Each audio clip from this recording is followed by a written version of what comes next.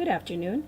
My name is Joanna Zamora. I am a doctoral student at California Intercontinental University, and today we are going to be talking about chi-square test of independence.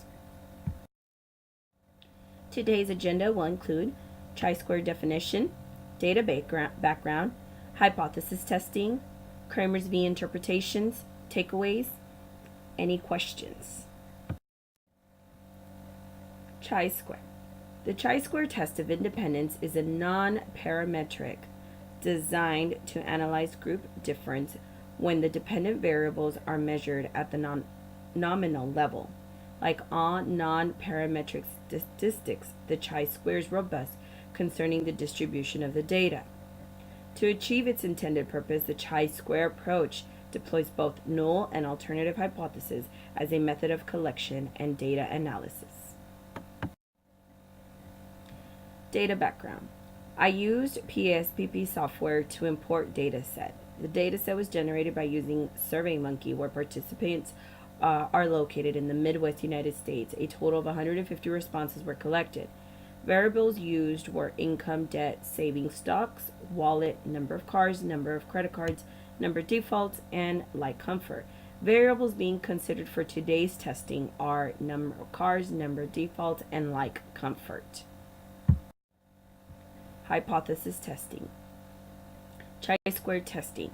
We're going to conduct 3 tests. The first one's going to include number of cars and number of defaults. The second test will include light comfort and number of default, and the third test will include num cars and light comfort. The first hypothesis test, which is num cars and num defaults. The following correlation test was conducted. Null hypothesis. There is no relationship between num cars and num defaults. The alternative hypothesis, there is a relationship between num cars and num defaults. The chi-square statistic and its p-value were calculating using PSP, assuming alpha of 0.05. No relationship emerged. We performed the chi-square test, and the results produced 6 degrees of freedom. It contained 150 cases, and the chi-square value was 6.68, with a p-value equal to 0.351.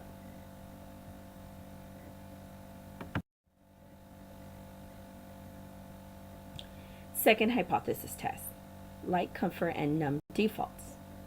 The following correlation test was conducted. The null hypothesis. There is no relationship between light comfort and num default.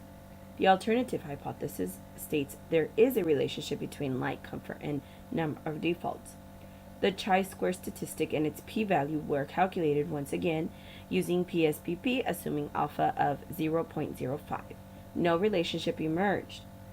Again, we performed the chi-square test, and the results produced 6 degrees of freedom. It contained 150 cases, and the chi-square value was 6.68, with a p-value equal to 0.351. Third hypothesis test, number of cars and light comfort. The following correlation test was conducted. The null hypothesis states there is no relationship between number of cars and light comfort. The alternative hypothesis states there is a relationship between number of cars and light comfort. The chi-square statistic and its p-value were calculated using PSP, assuming alpha equals 0.05.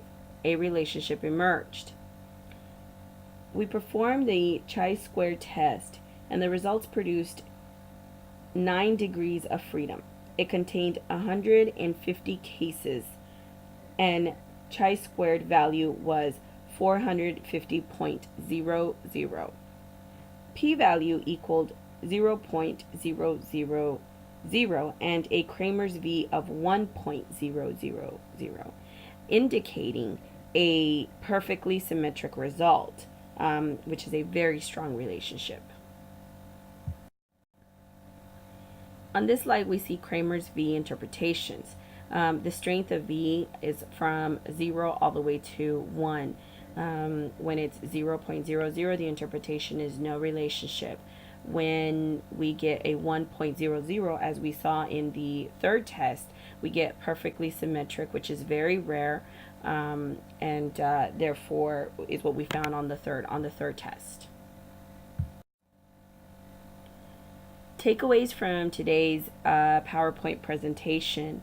The chi-square testing should be used to analyze group differences when the dependent variable is measured at a nominal level. If results are significant, the strength of statistics should be conducted to identify the strength of correlation, such as Kramer's V. PSPP is an efficient piece of software that can easily conduct a chi-square test.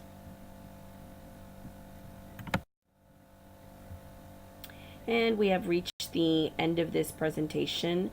I'm available for comments, questions. I thank you so much for listening to my presentation. Thank you very much and have a great night.